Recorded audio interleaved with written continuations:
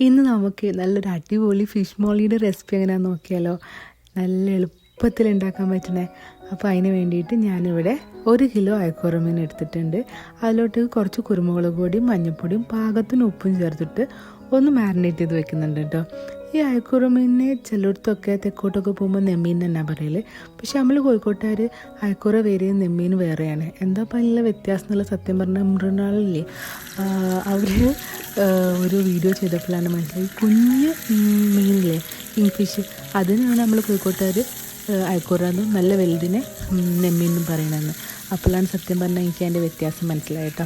അപ്പോൾ നമുക്കിതൊക്കെ ഒന്ന് പൊരിച്ചെടുക്കാം. നല്ല വെളിച്ചെണ്ണയിൽ ഒന്ന് ശാലോ ഫ്രൈ ചെയ്തിട്ട് അങ്ങോട്ടും ഇങ്ങോട്ടൊക്കെ ഒന്ന് മറിച്ചിടാം കേട്ടോ. കുറച്ച് കറിവേപ്പിലയും കൂടി കിട്ടിയിട്ടാൽ അടിപൊളിയായിരിക്കും. ഇനി നമുക്ക് അതിനുള്ള ഗ്രേവി റെഡിയാക്കാം കേട്ടോ. അതിന് വേണ്ടിയിട്ട് ഒരു ചട്ടി എടുക്കുക. അതിലോട്ടേക്ക് കുറച്ച് വെളിച്ചെണ്ണ ഒഴിക്കുക. കുറച്ച് ഇഞ്ചിയും വെളുത്തുള്ളിയും ചതച്ചത് ഇട്ട് കൊടുക്കുക. പിന്നെ അതിലോട്ടേക്ക് ഒരു സവോള നൈസായിട്ട് അരിഞ്ഞിട്ട് അതൊന്ന് ഇതുപോലെ വഴറ്റിയെടുക്കുക. പാകത്തിന് ഉപ്പൊന്ന് ചേർത്ത് കൊടുക്കുക. ഇനി അതിലോട്ടേക്ക് 2 ഗ്രാമ്പും ചെറിയ കഷ്ണം പട്ടയും കുറച്ച് കുരുമുളക് ഇട്ടിട്ട് വഴറ്റിയെടുക്കുക. പിന്നെ എരിവിന് ഒരു പച്ചമുളക് ഇച്ചിരി വലുതാണ്, അതും കുറച്ച് കറിവേപ്പിലയും പിന്നെ 1 ടീസ്പൂൺ കുരുമുളക് പൊടിയും കുറച്ച് മഞ്ഞൾപ്പൊടിയും പിന്നെ ഈസ്റ്റേണിൻ്റെ ഫിഷ് മസാല അത് കിട്ടുകയാണെങ്കിൽ എന്തായാലും ഇട്ട് നോക്കണം കേട്ടോ. അടിപൊളി ടേസ്റ്റാണ്. ഇനി അത് പച്ചമണം മാറുന്ന വരെ ഒന്ന് വഴറ്റിയെടുക്കാം. ഇനി നമുക്ക് ഇതിലോട്ടേക്ക് പൊരിച്ച് വെച്ചിട്ടുള്ള മീനുകളൊക്കെ കുറച്ച് ഇട്ട് കൊടുക്കാം കേട്ടോ.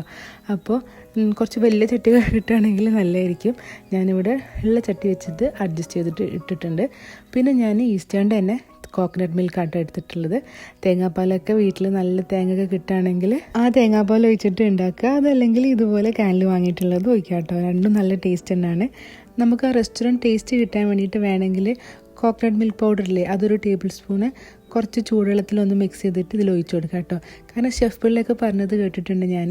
അവരൊക്കെ ഇച്ചിരി ഒരു കോക്കനട്ട് മിൽക്ക് പൗഡർ ഒന്ന് ഇച്ചിരി ആഡ് ചെയ്യാറുണ്ട്, ഒരു കൊഴുപ്പ് കിട്ടാൻ വേണ്ടിയിട്ട് തന്നെ. ഈ സമയത്ത് നിങ്ങൾ പാകത്തിന് ഉപ്പൊക്കെ ഉണ്ടോ എന്നുള്ളത് നോക്കിയിട്ട് ഇച്ചിരി കൂടി ഉപ്പിട്ട് കൊടുക്കുക. എന്നിട്ട് ഇതേ നമുക്ക് ഇച്ചിരി തക്കാളിയൊക്കെ ഒന്ന് വട്ടത്തിലൊന്ന് ഇതുപോലെ മുറിച്ചിട്ട് ഒന്ന് ജസ്റ്റ് ഒന്ന് തിളപ്പിക്കുക. ചട്ടിയിലാകുമ്പോൾ നല്ല തിള വരും. പെട്ടെന്ന് തന്നെ ഫ്ലെയിം ഓഫ് ചെയ്യണം, അല്ലെങ്കിൽ അത് പിരിഞ്ഞു പോട്ടോ. ചട്ടിക്ക് നല്ല ചൂടുണ്ടാവുമല്ലോ. ഇച്ചിരി മല്ലിയിലയും കൂടി ഇട്ടിട്ട് സെർവ് ചെയ്യാം കേട്ടോ. അപ്പോൾ അടിപൊളിയാണ്, എന്തായാലും ഒന്ന് ട്രൈ ചെയ്ത് നോക്കണേ.